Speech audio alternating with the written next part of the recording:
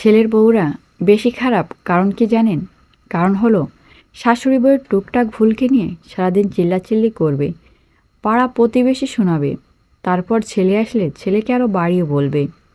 এটা বউকে সারা জীবন মেনে আসতে হবে। আর যখন বউরা দেখতে দেখতে একদিন স্বামীকে অভিযোগ করবে, তখন হলো বড় সমস্যা। সারাদিন কি হয়েছে ছেলেকে বলবে কেন? আশেপাশের লোকজন সবাই একটা কথাই বলবে, স্বামীকে ঘরের কথা বলবা না। কিন্তু এরা প্রতিটা মিনিটের কথা বলবে, সমস্যা নেই। এটাই হলো সমাজের চোখে বউদের খারাপ দিক।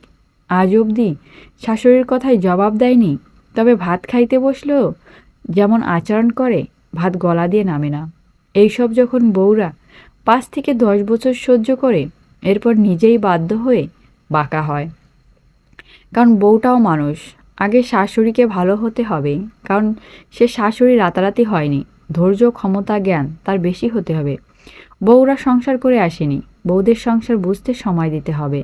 বোঝাতে হবে আমরা তোমার প্রিয়জন, এটা তোমারই বাড়ি। উল্টো বউকে সারাদিন কাজ করাবে আর বলবে এটা তোমার বাড়ি না, এটা করো না, ওটা করো না। তখনই বউ নিজেকে বাড়ির কাজের লোক ভাবে, তাদের উপর বিরক্তি হয়।